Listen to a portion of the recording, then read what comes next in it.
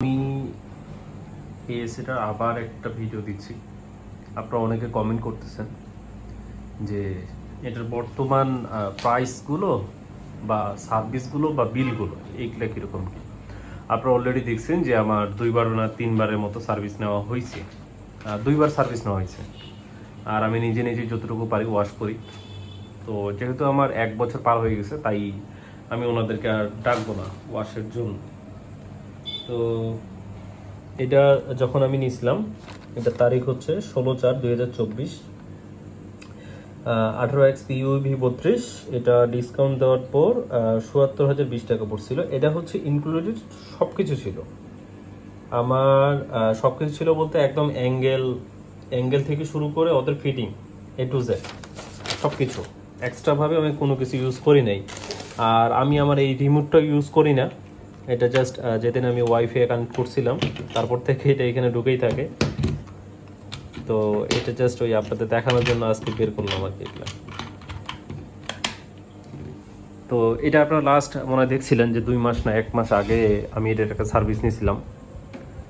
তো সার্ভিস নেওয়ার পর তারপরে আর কোনো ওয়াশ করা হয় নাই। আসলে সময়ের সাথে সাথে জিনিসের প্রতি একটা অনীহা চলে আসে, তো এটা ওয়াশ করা হয় নাই। এটা নেটটা দেখলে বুঝতে পারতেছেন কিছুটা ময়লা জমছে, বাট হ্যাঁ নেটটা আমি ওয়াশ করছি।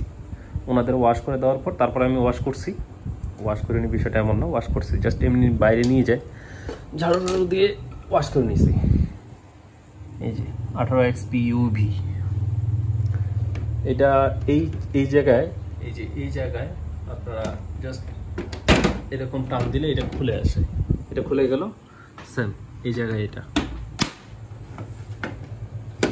এই যে এইভাবে দিলেন এটা এইভাবেই থাকবে। এটা দেখতে পারতেছেন যে ময়লা অনেকটা জমছে। এই যে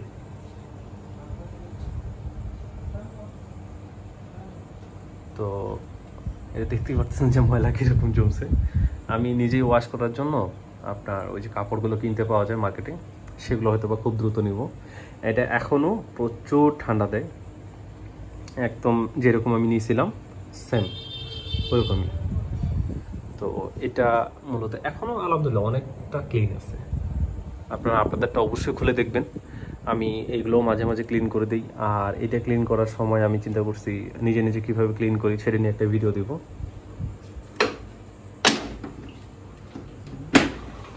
আউটডোর ইউনিটটা আপনারা দেখছিলেন ক্লিন করা হয়েছিল, তার মাঝেও আমি জাস্ট ওই ফুল ঝাড়ু দিয়ে, এরকম ঝাড়ু দিয়ে জাস্ট একটু এই জায়গাটা ঝাড়ু দিয়ে দিচ্ছি। এটা যেহেতু অনেক সময় বন্ধ থাকে বা মাকড়সা থাকে, এই জন্য কিছুটা হয়ে গেছে, ওই জাল টাল ধরে গেছে। তো আমি যেটা দিয়ে ওয়াশ করি সেটাও আমি দেখাচ্ছি আপনাদেরকে যে কীভাবে ওয়াশ করি। এটা ওয়াশ করার সময় আমি এটা খুলে নিই।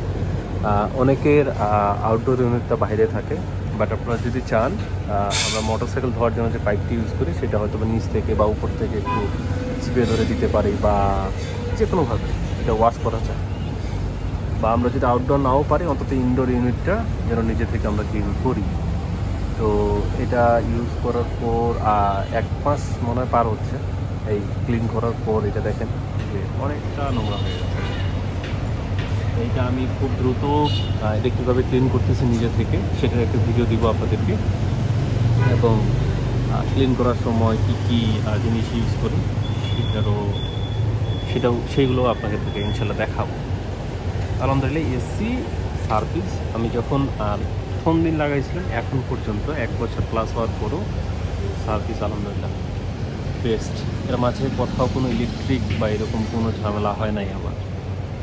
তো এটা খুব সুন্দরভাবে চলতেছে। আশা করা যায় যতদিন ওয়ারেন্টি আছে বা যতদিন এই জিনিসগুলো আছে ততদিন টিকবে। ইলেকট্রিক জিনিস তারপর বলা যায় না। তো এই হচ্ছে আমার আউটডোর ইউনিটের অবস্থা।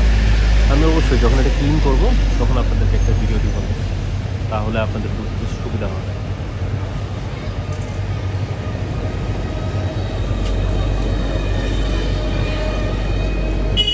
এই পিনগুলো নষ্ট হয়ে যায়, এগুলো আপনার এরকম ভাঁজ হয়ে যায়, তো এটা নিয়ে খুব একটা সমস্যা না। বাট আপনার চেষ্টা করবেন যখন কোনো মিস্ত্রি কাজ করবে তখন যেন এই পিনগুলো ভালোভাবে কাজ করে যেন পাকাতাটা না হয়ে যায়, নাহলে আপনার যে মানে হাওয়াটা সেটা পাস হইতে অসুবিধা হয়।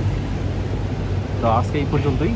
আমি নেক্সট যখন এটা ক্লিন করবো তখন অবশ্যই ভিডিওটা দেবো আপনাদের, তাহলে আপনারা আশা করা যায় নিজে নিজে ক্লিন করতে পারবেন বাসায়।